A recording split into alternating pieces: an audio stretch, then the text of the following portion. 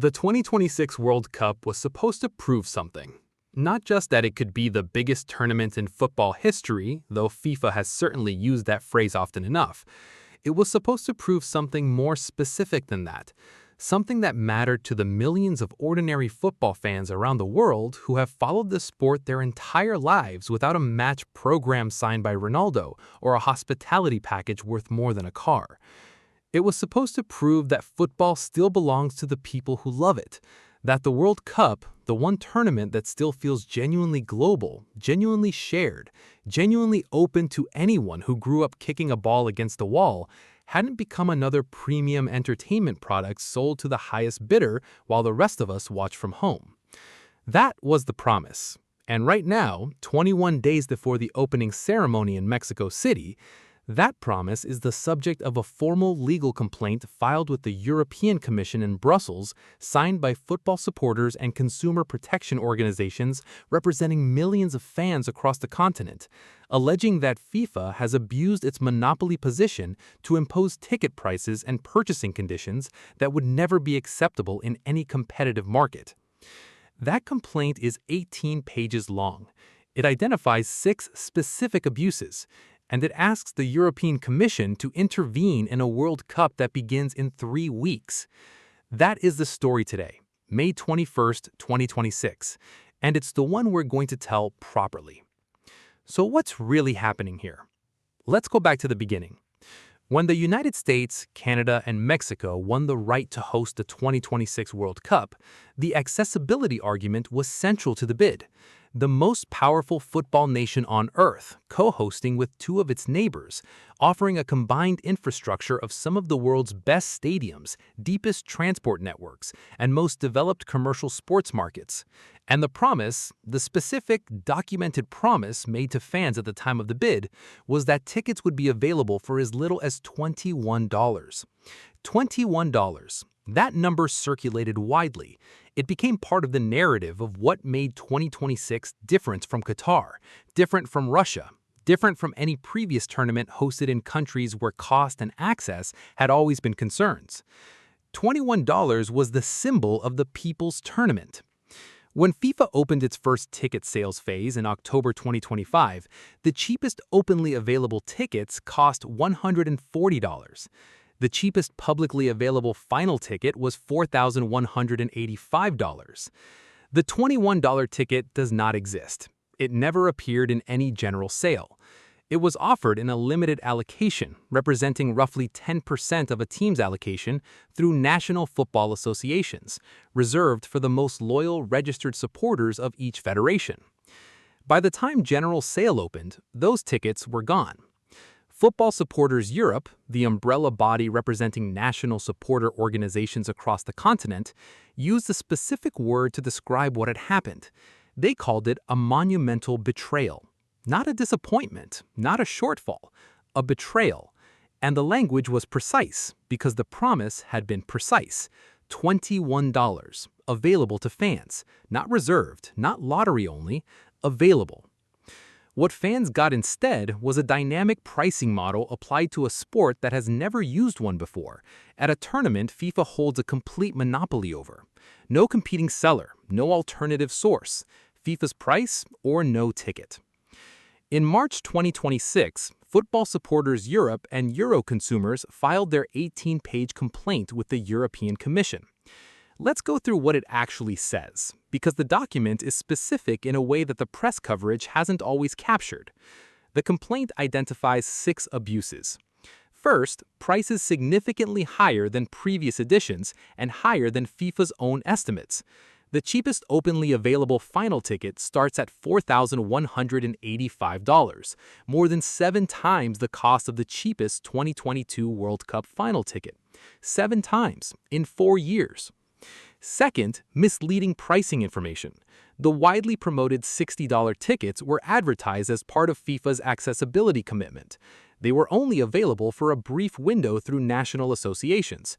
For the vast majority of fans who read the headline and tried to buy one, they simply didn't exist by the time they clicked. Third, pressure selling tactics. Countdown timers, limited availability warnings, urgency signals designed to push fans into purchasing decisions before they had full information about what was available, where the seats were, or whether prices would change. Fourth, opaque seat allocation.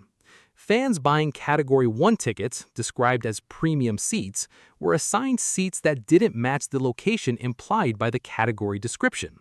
They discovered this only after purchasing, with no recourse under FIFA's no-refund terms. Fifth, funneling fans to FIFA's own resale platform.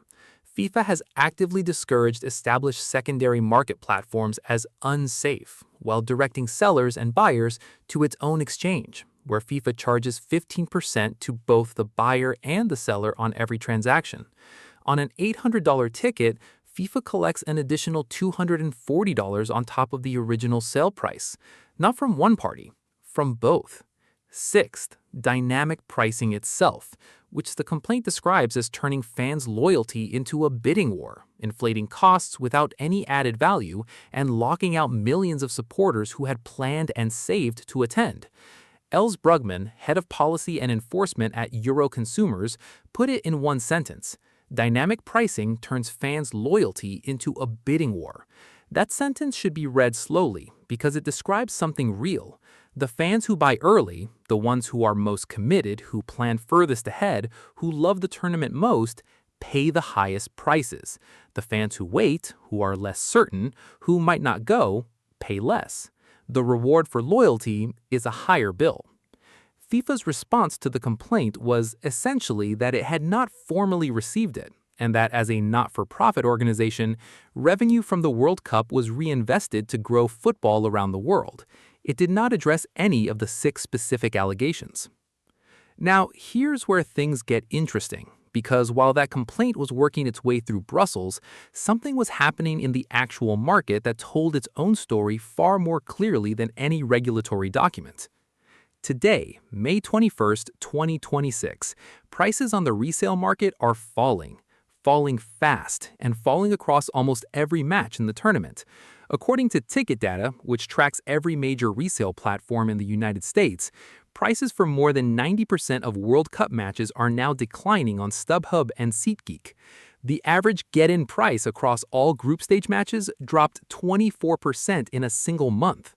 It dropped 8% in the last week alone. What that means in specific terms is this: Saudi Arabia versus Cape Verde, which December buyers paid over $600 to attend, can be secured today for around $160. Paraguay versus Australia at Levi Stadium in Santa Clara is available for $140. England against Croatia at AT&T Stadium in Dallas, England at a World Cup, at a venue in a country where football has been growing for 20 years, has entire sections of its upper bowl available at prices well below what the market projected 6 months ago. These aren't niche fixtures. England is one of the most supported international teams on earth. Their matches consistently command premium prices, and their group stage game is available today, 21 days from kickoff, at prices that represent a fraction of what early buyers paid. Those early buyers, the fans who trusted FIFA's process, who applied in the first ballot, who bought at the prices FIFA set through its dynamic model, are now sitting on tickets worth significantly less than what they paid. FIFA's terms are clear: no refunds. The fans absorb the risk, the market has moved against them, and the organization that designed that market is collecting 30% of every resale transaction from people trying to cut their losses. But that's only part of the story, because the price decline isn't happening in a vacuum. It's happening in a market that has been compressed from the demand side by several forces simultaneously. And understanding those forces tells you something important about the difference between what FIFA projected and what's actually arriving. Think about who the international football fan is. Not the hospitality client with a corporate card. The ordinary fan. The one who flies from Sao Paulo to Dallas, from Lagos to New York, from Amsterdam to Miami to watch their team at a World Cup. They make that trip with careful planning. They save for it. They watch the airfare prices for months before booking. And this year, airfare prices haven't been cooperative.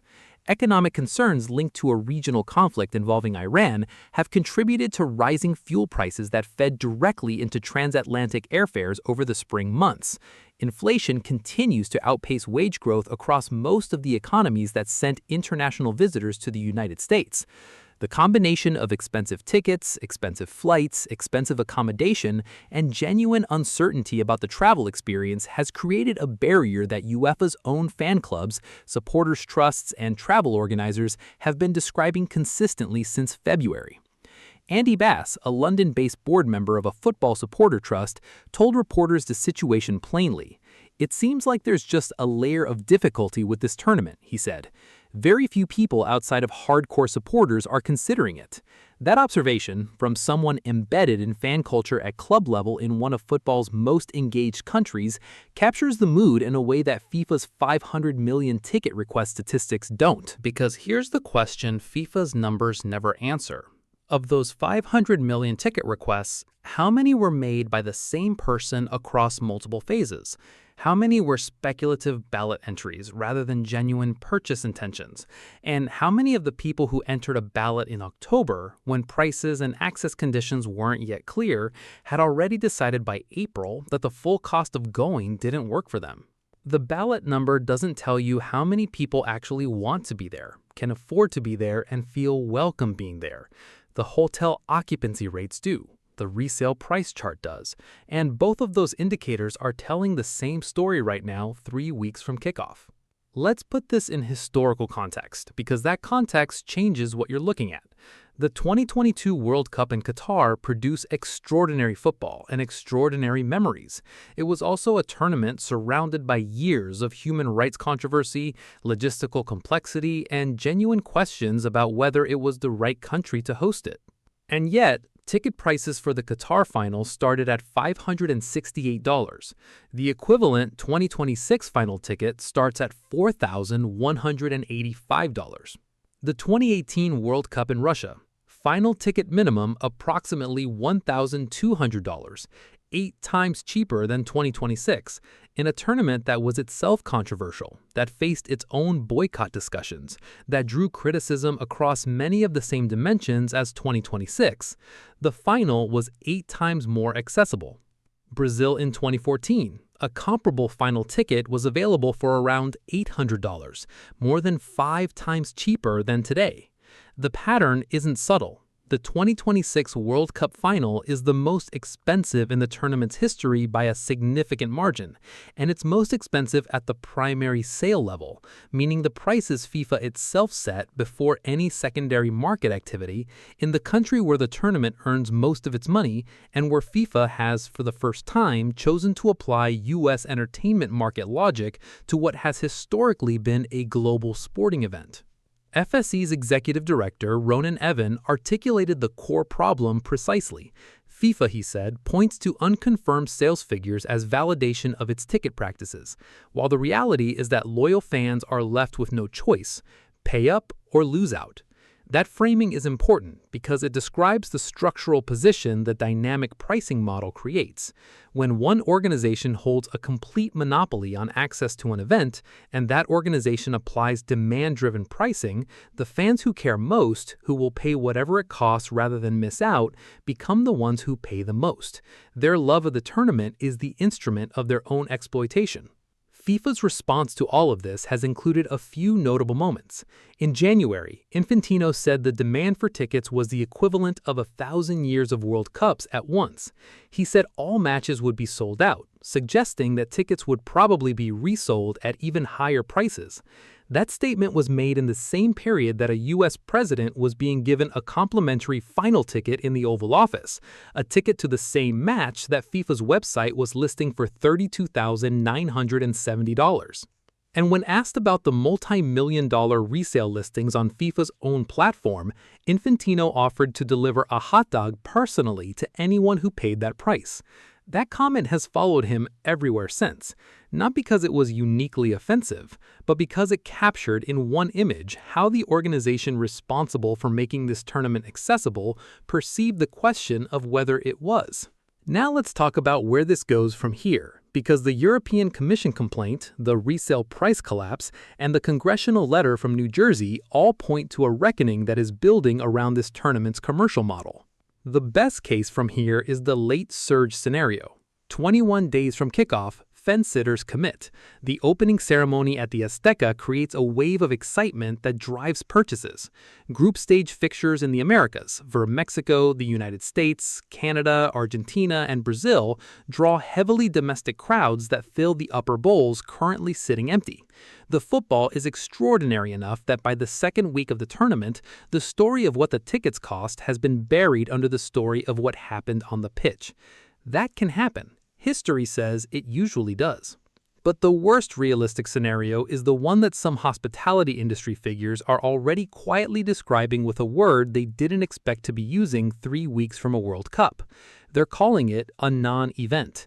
Not economically catastrophic, not empty stadiums, but a tournament that the world's football fans experience primarily from home, that the host cities experience primarily as a logistical exercise rather than a cultural windfall, and that the sport's governing body will need to explain when the final numbers come in, because the gap between the projection and the reality will be too large to ignore. The European Commission complaint, even if it produces no immediate remedy, has put something on the record that matters. A formal, documented, legally submitted argument made by legitimate organizations representing millions of fans that FIFA used its monopoly position to impose conditions on the people who love the sport that no competitive market would ever permit. The best case is those match final tickets listing for $32,970 dropping to something more accessible, a warning sign for future tournaments that actually protects future fans.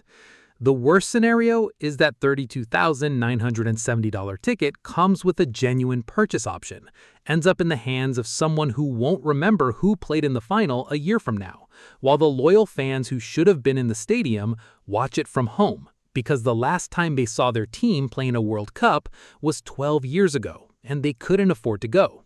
Now let's talk about where this goes from here, because the European Commission complaint, the resale price collapse, and the congressional letter from New Jersey all point to a reckoning that is building around this tournament's commercial model. The best case from here is the late surge scenario. 21 days from kickoff, fence-sitters commit.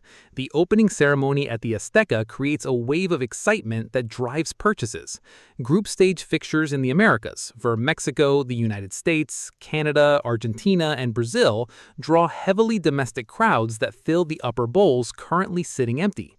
The football is extraordinary enough that by the second week of the tournament, the story of what the tickets cost has been buried under the story of what happened on the pitch.